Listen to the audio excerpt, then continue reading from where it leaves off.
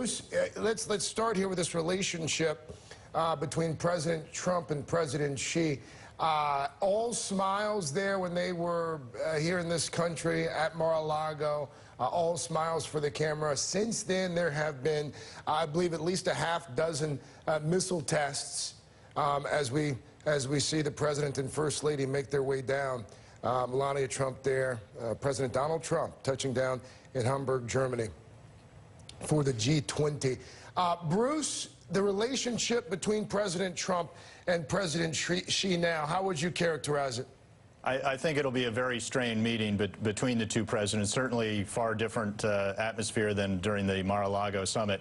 I think President Trump has gone through the same learning curve as his predecessors, coming in believing that China will do more when Beijing reassures them that they will more fully implement required UN sanctions, and then the enforcement, such as it is by Beijing, tends to peter out after a few months. So I think right now President Trump is frustrated and perhaps angry with China. So I'm hoping we'll see not only a forceful confrontation or forceful discussion with China, but also the U.S. to impose more secondary sanctions against additional Chinese violators of U.S. law, such as we did with the Bank of Dandong last week.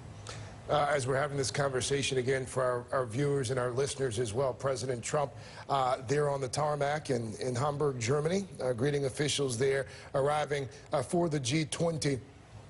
We're told he is going to be meeting with Germany's Chancellor Angela Merkel here roughly 2 hours from now. And then there is a working dinner tonight as the President and First Lady make their way over for a few pictures. And then they will hop in those vehicles and we'll see the caravan take off for the G20. Bruce, back to China here. Is it that this is a country or that unwilling or unable to do more as it relates to North Korea? It's a bit of both. Certainly the largest North Korean trading partner and economic partner is China. So that does give China leverage, but then China is extremely reluctant to do it because they fear any increase of pressure on North Korea will either lead to an explosion in North Korea lashing out against the South or against the U.S., or an implosion in regime instability or perhaps even a regime collapse. So it's always been extremely difficult to get China to implement required sanctions. But the U.S. can do a number of things on its own using our own laws. We can defend our financial system against those entities, including Chinese banks and businesses that are using the U.S. financial system. And because the vast majority of all international transactions in the world are denominated in dollars, including North Korea's and China's, that means they come through U.S. banks. That gives us a lot more leverage than people think we do. I misspoke a few moments ago. Clearly, President Trump hopping in Marine One here. And this will be taking him to the rest of the summit. My apologies there. There is no caravan there at Hamburg. Bruce, let's again, as we get ready to watch the President take off, this idea of a unified Korea, why would that scare China so much? Well, a number of things. Well, one, they see it as a loss of a buffer zone, and while people say that given today's technology and weapons that a buffer zone doesn't mean as much as it did in the past, but it still does have military ramifications. Also, it would really be a loss of face for China in that people might see it as if you can't even maintain a strong ally right on your border, really how much influence can or should you have in the rest of Asia. So Beijing may feel that would have repercussions for its influence over Southeast Asia or the rest of Asia, or perhaps even its worldwide image.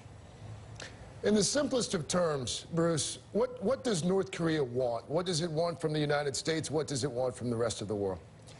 It wants recognition as a nuclear weapons state. It wants to be able to threaten the United States and its allies through conventional missile or nuclear forces. And it wants to engage in coercive diplomacy to get benefits from intimidating its neighbors or the United States. This conversation that's going to play out over the next few days there in Germany among the G20 countries, what do you expect this conversation will look like, and do you expect that coming out of this summit there will be some sort of actionable plan as it relates to North Korea? Will there be some sort of a game-changing decision made? I'm skeptical about a game-changing decision. When you have China involved, whether it's at the UN Security Council or at this meeting, along with Russia, they will always try to be an impediment to stronger international action. We've seen that repeatedly in the UN Security Council, where Moscow and/or Beijing always water down what the U.S. and its allies are seeking to punish North Korea for its repeated violations of UN Security Council resolutions. Another dynamic is with the new South Korean president, who's more in favor of engaging North Korea rather than pressuring them, and yet North Korea's actions, including the missile launches, will constrain his ability to reach out to North Korea because Pyongyang repeatedly has rejected open hands of dialogue. Really quickly here, Bruce, before I let you go, again, President Trump aboard Marine One, getting ready to take off here in Hamburg. You see the assembled journalists there on the tarmac as well. Bruce, we heard from President Trump in Warsaw a short time ago at that joint press conference. He talked about pretty severe consequences for North Korea. No idea what that means. He said he thought about some pretty severe things. He wouldn't elaborate. He said he didn't want to draw red lines. In terms of what we could do that we have not done yet, what are we talking about here besides sanctions? Well, right now, we really don't know what the president or the administration is thinking. They're signaling, they're trying to show resolve and determination to defend ourselves and our allies, also hoping to deter North Korea from doing additional provocations or certainly attacks. But we're not sure. There have been discussions and comments in April when tensions were very high, suggesting the U.S. was going to do the same kind of preventative attack on North Korea as it had done with Syria, but then the comments have become more muted since then. So people, have a sense or an advocacy for a military attack on North Korea, but doing so really escalates the potential for even an all-out war on the peninsula, which could lead to hundreds of thousands, even millions of casualties. So we should exhaust the pressure option long before we go to the military option. Bruce Klingner, CIA Deputy Division Chief for Korea at one point. Bruce, thanks so much for your time and insight. I know you've got to go, so thank you. Well, thank you.